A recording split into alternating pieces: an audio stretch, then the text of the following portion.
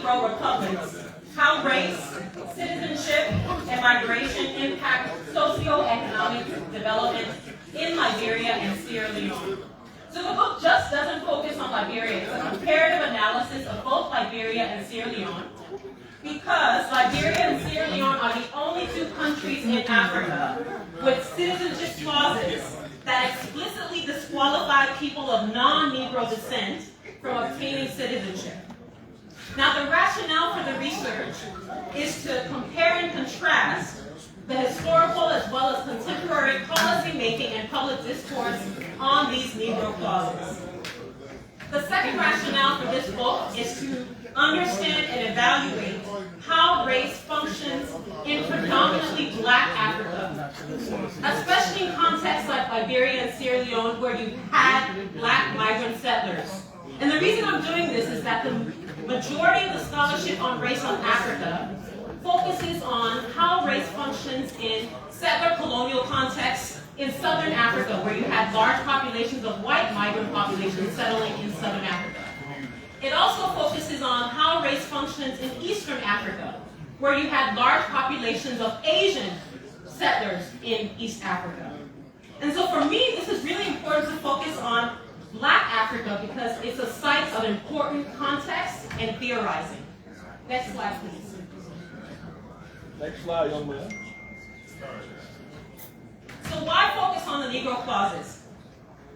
The first thing I want to mention is that these clauses are incredibly unique, right? There's a whole historical trajectory around these clauses that we have to understand before we start changing any of the amendments around the clauses. So as I mentioned earlier, Liberia and Sierra Leone are the only two countries in Africa that have explicitly raised citizenship clauses. And there are a number of scholars who say that this actually isn't surprising if you think about the history of Liberia and Sierra Leone. These two countries were founded by Black migrant settlers. And the research and the scholarship says that countries in Africa that have experienced the highest levels of colonial era migration have the most contestations around citizenship. And that's definitely the case of Liberia and Sierra Leone. So we had Black migrant settlers coming from North America, from the Congo River Basin, as well as from the Caribbean in the context of Liberia and Sierra Leone.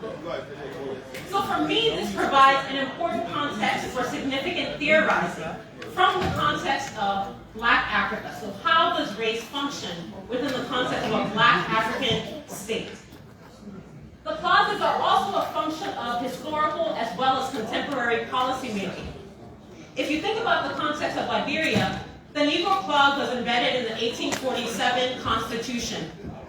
And in that Constitution, in Article 27B, it says that only people who are Negroes or of Negro descent are entitled to citizenship. The settlers embedded the Negro Clause in the Constitution then because they wanted to ensure that Negroes or people of Negro descent, i.e. Black people, would be able to always control capital, land, and the means of production. Now, this is an important point that I'll come back to a little bit later. The Negro Clause was reinforced in the 1973 Aliens and Nationality Law. It was maintained in the 1986 Constitution, and it was also maintained in the 2022 Dual Citizenship Law that some of you may have passed a few years ago. Now let's move to the context of Sierra Leone, because as I mentioned earlier, this is a comparative analysis. Sierra Leone gained independence from the British in 1961. In 1962, it establishes the Sierra Leone Nationality and Citizenship Act, where it states explicitly that only people of Negro African descent can be citizens. There was an interesting case in 1967 to 1969 that was brought to the Supreme Court. So, dans la education. That was brought to the Supreme Court of Sierra Leone by a man by the name of John Joseph Akar. And I hope you're listening, because this case is really important in terms of setting a precedent in Sierra Leone. John Joseph Akar was a man of Negro descent, but he had Middle Eastern heritage. His father was from Lebanon. And John Joseph Akar claimed that the Negro African Clause in the Citizenship Act of 1962 was unconstitutional because it attempted to bar him from running for the highest political office in Sierra Leone at the time, the prime ministership. And Siaka Stevens used this Negro-African clause to get rid of John Arcart because he posed a threat to his candidacy for the prime ministership. John Arcart took the case to the Supreme Court and he won. The Attorney General of Sierra Leone at the time appealed the case in the same Supreme Court, and that decision in John Arcart's favor was overturned. John Arcart didn't stop there. He took the case to the Privy Council of Sierra Leone, which is based in London, where I live, and he won. Unfortunately, Siaka Stevens and his political fiefdom did not allow John Arcart to run in that election. Fast forward to 2006 when Sierra Leone passes a dual citizenship law. This is the most recent attempt at changing the Negro-African clause. So in the 2006 dual citizenship law, Sierra Leone expands the citizenship architecture to allow people of non-Negro descent to naturalize. So at the moment, people of non-Negro descent can naturalize in Sierra Leone. They just can't obtain citizenship by birth. So by virtue of that, the Negro clause in Sierra Leone is significantly more liberal than the Liberian Negro clause is. Because non-Negroes can only naturalize in Sierra Leone, they are barred from holding political office. So they cannot run for the presidency, they cannot run for the vice presidency, and they cannot run for parliament. Because Sierra Leone's law is very, very clear. It says people who are naturalized are not entitled to those political privileges. So that's the difference when we're thinking about the historical trajectory of this policy making in both Sierra Leone and Liberia. Next slide, please. So in terms of my research questions, I mentioned earlier that I'm writing this book. I've been doing that for about 8 years. I have 4 major research questions. The first research question is, why were these Negro clauses even adopted in Liberia and Sierra Leone? So what I'm doing with this particular question is, I'm trying to understand the historical foundation of the Negro clauses. The second question I have is, why have the Negro clauses endured? Why are they maintained in the citizenship laws of Liberia and Sierra Leone? Here, I'm trying to understand the contemporary manifestations of these clauses. The third and most important question, I would say, is to what extent can these clauses be considered racist, protectionist, neither racist nor protectionist, or both racist and protectionist? Now let's go to the racist argument, because I've spoken to so many Liberians, and they argue, some of them, a few number of them, argue that the clause is racist. And I believe Ellen Johnson Sirleaf, when she addressed, she called the clause racist. I find this particular argument to be overly simplistic. And the reason I say that is because, in many respects, my book is trying to interrogate the simplistic racist arguments around the Negro clause. What I'm asking is, are these clauses that actually challenge white supremacy? Are these clauses that privilege black personhood, that center black personhood? So as far as I'm concerned, the racist argument is really, really problematic because it oversimplifies the function of these clauses. Let's go to the protectionist argument. I'm interrogating the protectionist argument as well. The reason I'm interrogating the protectionist argument is, one of the questions I'm asking is, whose interests do these clauses actually serve? Do they serve the interests of the vast majority of Sierra Leoneans and Liberians, or do they serve the interests of political and economic elites like you and myself? So the protectionist argument is one that's coming under scrutiny in my book as well, right? The fourth question that I have is, how have the clauses, and I think this one you would be interested in hearing, how have the clauses actually impacted socioeconomic development in both Liberia and Sierra Leone? We all know that we've got large populations of South Asian as well as Middle Eastern nationals who have moved to Liberia, settled in Liberia. Some of them were born here, some of them have lived here for generations. What kind of impact does it have having a race clause that bars them from political rights, that bars them from owning land, and what kind of implications does this have for our socioeconomic development, given that we've gone through a war, given that we've gone through Ebola, given that we've gone through COVID? What kind of implications do these clauses have on our socioeconomic trajectory? So that's my fourth question. Next slide, please. I'll go through my methods very quickly because this is the boring stuff, but it's important to tell you where I'm collecting the data and why I'm collecting data. So this research is multi-sided, and what that effectively means is that I've collected data in 6 different countries, and I'll come to where the data is exactly. It's also mixed methods, which means that I'm collecting both quantitative data as well as qualitative data. I've collected data, archival data, in 3 different countries. So I've gone to the archives in the United States, I've gone to the archives in Sierra Leone, and I've gone to the archives in Barbados. I've gone to the US Library of Congress that has the ACS papers. How many people are aware of that, by show of hands? That the Library of Congress in Washington, D.C. has the ACS papers. I see some of you shaking your heads. I've also gone to the Indiana University Liberian Collections, which has a number of papers from some of our former heads of state.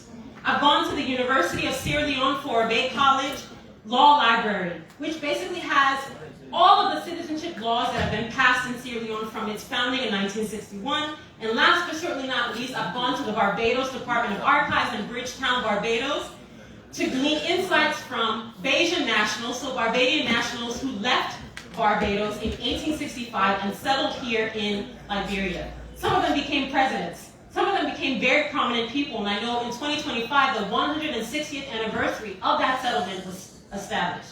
So those are all the archival material that I've been able to collect.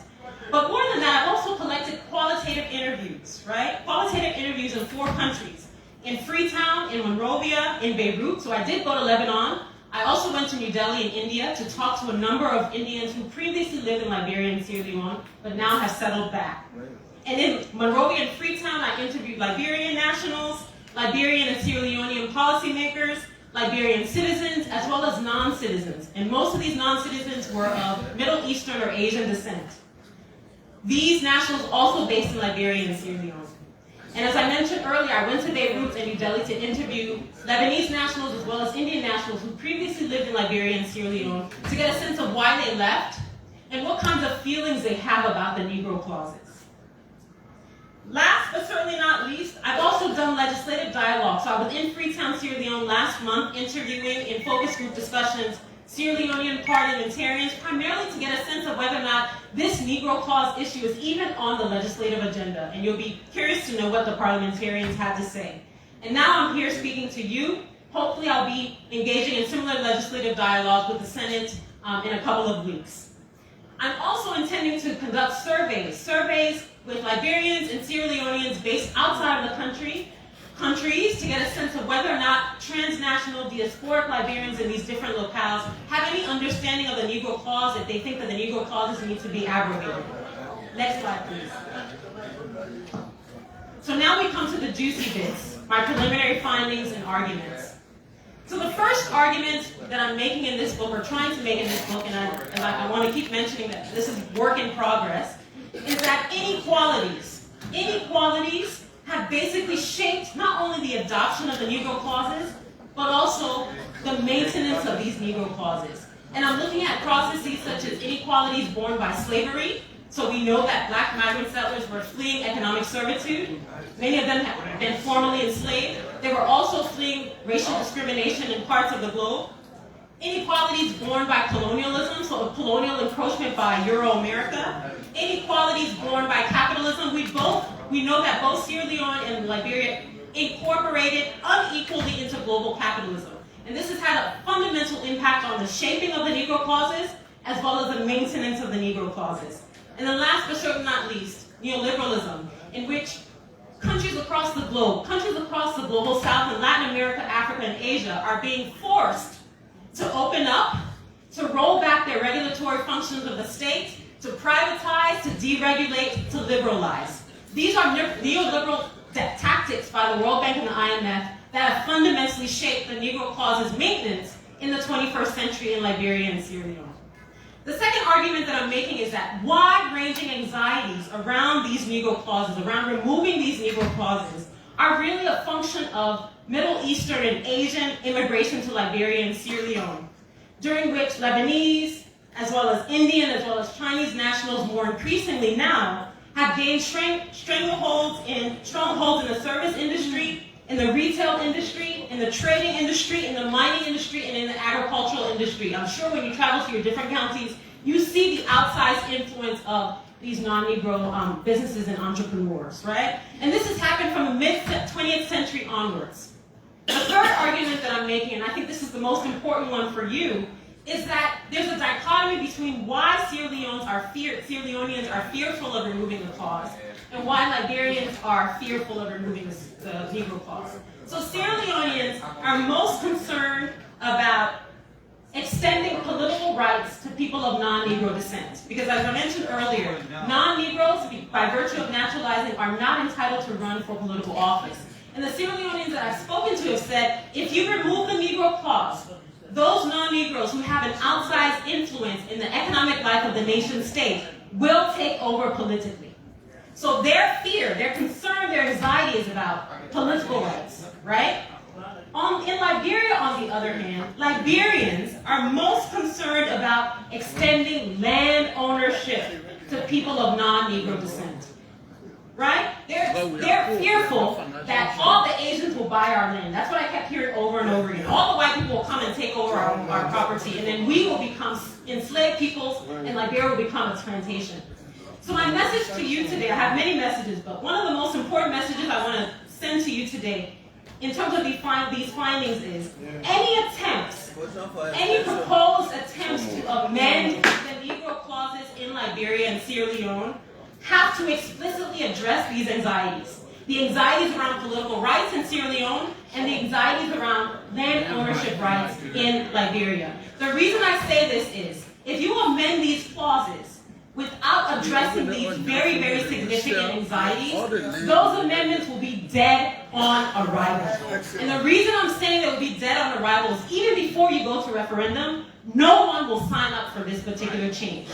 So those anxieties around land ownership are absolutely important when we're thinking about how do we address racial inequalities globally, but also racial inequalities in Liberia. Next slide, please. So I'm going to give you an example from a chapter of the book. That I'm writing. I have a chapter on political protectionism in Sierra Leone. I won't talk about that because it's of no real significance to you. But the chapter of the book that focuses on Liberia and this issue of land ownership is entitled, "All the Asians Will Buy Our Land." This is an actual quote that kept coming up over and over again in my interviews with Liberians, right? The subtitle is "Race as a Relationship to the Means of Production," and I'll explain what that means. So we all know that in Liberia, land ownership and citizenship are inextricably tied. In the 18th and 19th century, land ownership was a requirement for citizenship. If you didn't have land, you were not entitled to citizenship.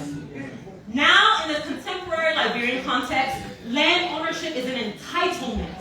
So if you are not a citizen, you are not entitled to own land. So you see how that's changed. It's shifted from being a requirement to now an entitlement. And the anxieties around the removal of the Negro clause is really reflected in Liberia of concerns about Black people not being able to control the means of production. And when I say the means of production, what I'm primarily referring to is land ownership. That's where those concerns are coming from in the contemporary context of Liberia.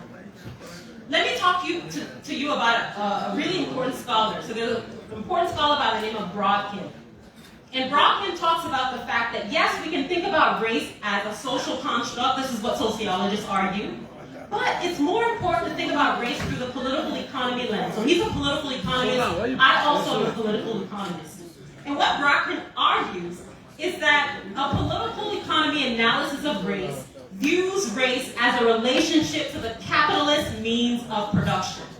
What he argues is, the closer you are to controlling the capitalist means of production, the higher you are on the racial hierarchy, right? So we can think about the example of Jewish populations who moved from Europe to America. And he uses this as a case study to say that Jews became whiter and whiter and whiter as they controlled the means of production, right? So their racial hierarchy shot up because they were able to control the means of production in terms of manufacturing, in terms of access to land, right? And I think this is really an important point when we're thinking about the Negro clause within the context of Liberia, because we have to think about how does race, how does Blackness impact people's material conditions, right? It's not some sort of airy-fairy theoretical understanding. How does race impact people's material conditions? How does race impact people's socioeconomic status? This is the analysis that Brockton is bringing to the fore. And I think this is important for us to think about when we're thinking about why Liberians are so fearful of non-Negroes being able to control the means of production. So what he says is that those who control the means of production then are endowed with power. They're endowed with sovereignty. So if you look at the Liberian context, what you're actually seeing is Liberians want to maintain power.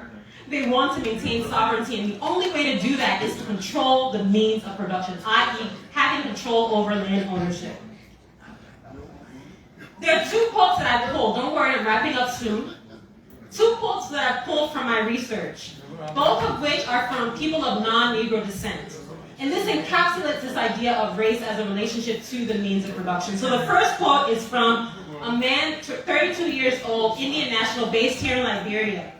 And listen to this quote. He says, I wouldn't say it's, meaning the Negro clause, I wouldn't say the Negro clause is racist. I don't think Liberians are racist. This is coming from a non-Negro national. I don't think Liberians are racist. It's for protection. They, Liberians, believe that non-black foreigners will buy the entire country. This is not coming from black Liberians. This is coming from a non-Negro national, Indian national, 32 years old, recognizing how land plays such a significant impact on people's livelihoods in Liberia. The second quote is from a male Lebanese national, 67 years old, who's been here much longer than the first person that I shared the quote with. He said something really interesting. He said, citizenship, and he's referring specifically to political rights. Citizenship does not matter to me. It's land that matters.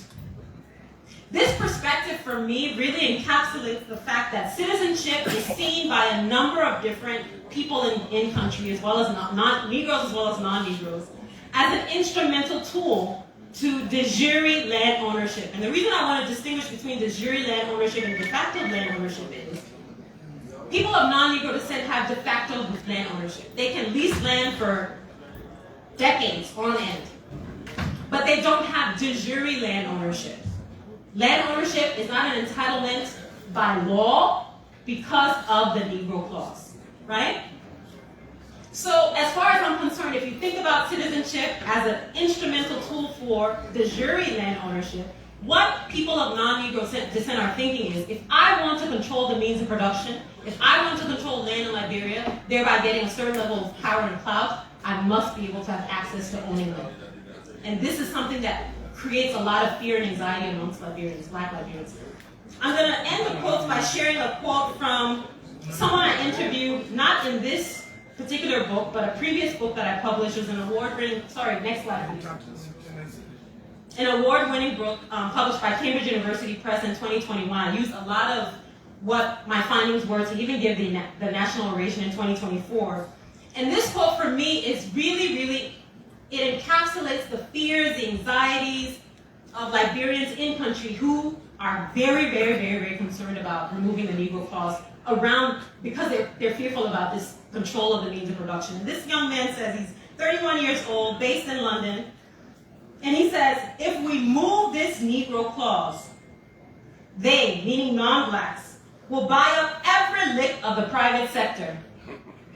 There's a whole bunch of landowners in Monrovia who will be eager to sell because they will see 6 zeros and their eyeballs will start running. Their eyeballs will start turning, And Liberia won't be Liberian anymore. It won't. That's why I'm in favor of it, the Negro clause. And if that makes me a bigot or a pseudo-racist or prejudiced, then yeah, I am. Liberia is my damn country, and I got more right to it than you. So for me, this is a quote. In some respects, I've heard this quote in other ways, in other interviewees that I've had. This encapsulates the fear and the anxiety. And what I want to leave with you is, please remember these perspectives, not only from Liberians based here, but also non-Negroes who understand the value of land, who understand what kinds of function land plays in terms of the controlling over the means of production. So, I don't know how much time I have, but I hope this will give us a time to answer some questions. It's okay. I have some time? No, you completed already. I have two more slides. Two questions. I have 2 more slides, sir. I will conclude. I hope this is a value. I really enjoy you. So the questions that I have for discussion, the questions that I have for discussion, and I'm mindful of time. I have 4 questions, but I'm going to narrow it down to 2. And then I'll open it up to see if there are any questions. The first question that I have for you, for me that's of most importance is the Negro Clause within the context of Liberia a priority for your legislative agenda? Is this even on your radar as a priority? It's the question that I want to ask. The question is, if it is a priority, why is it a priority? If it is not a priority, why is it not a priority? I'm hearing some people saying yes it is, I'm hearing some people know it is a priority.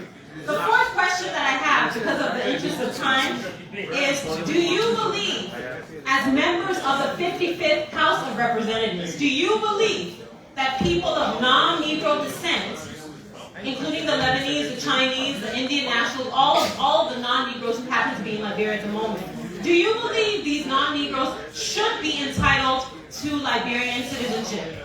If you say why, if you say yes, then I want to know why. If you say no, then I want to know why not. You can move to the next slide. So that's the end of the presentation. Thank you so much for your attention. And hopefully, if there are questions, am I allowed to take one or 2 questions? Am I allowed to take 1 or 2 questions?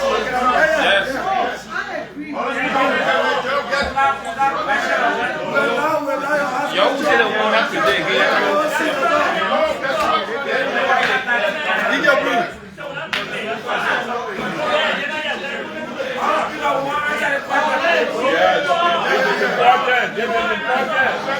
This is important.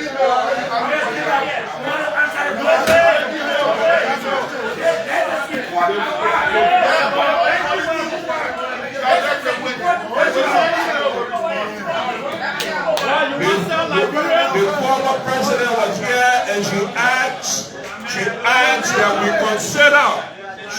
we consider changing our own races, laws of ours. Madam Teresa stood right there and said, we are denying development of come out with own races, with own races law. You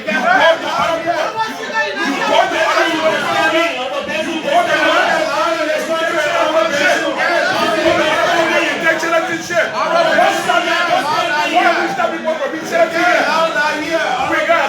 we got vast area undeveloped because we are present.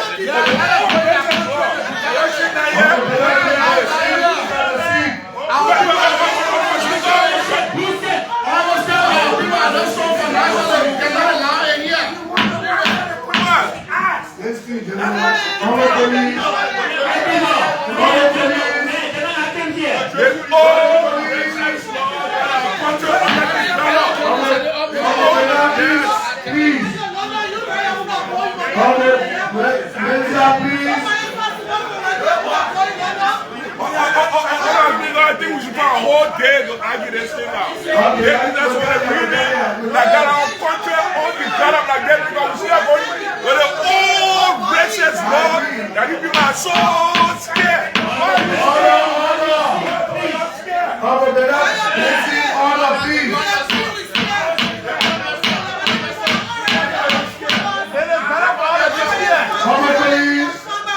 Please, thank you so much.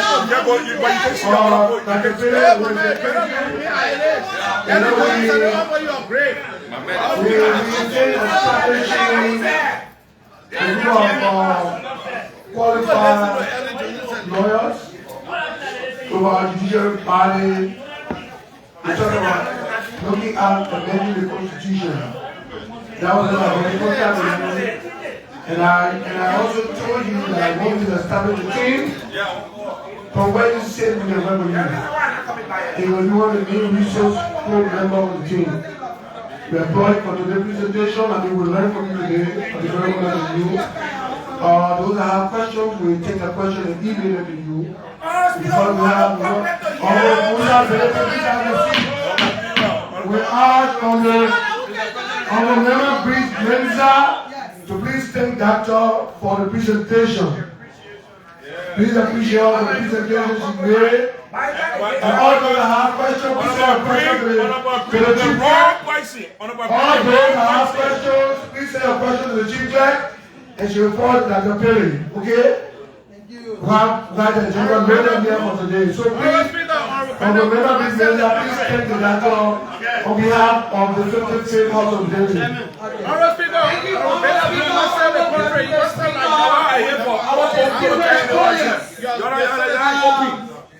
let me first say thank you to the Honorable Speaker. These are things that we see happening here. For you to be given the opportunity to come and speak to us on a matter, you must have an insightful leader to be able to do that. As you can see, they are very interested in the matter. For me, seeing the opportunity that been given me, I said no. But now, Liberia is not up to the stage of Order.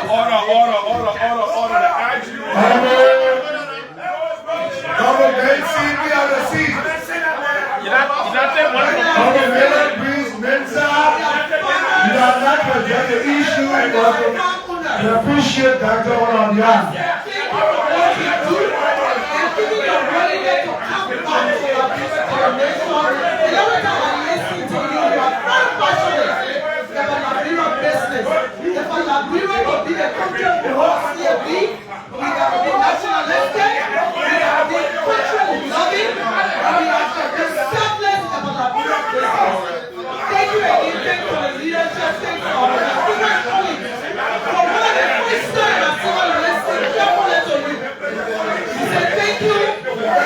God want to change your nation, but the evil of us as Liberians. Think you as we go above your word. Think about Liberia, say love Liberia, build Liberia, and unite Liberians. Thank you. I don't know when this come out the check for you, we and the president. It's going to so after the decent shot.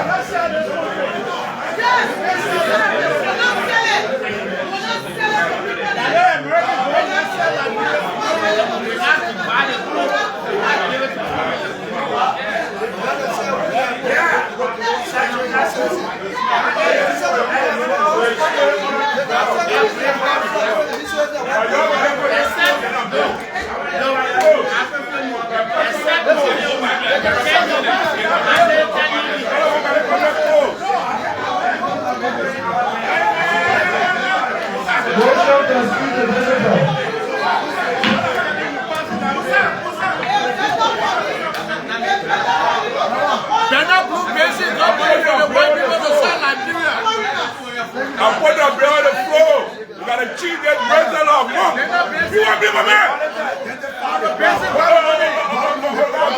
On the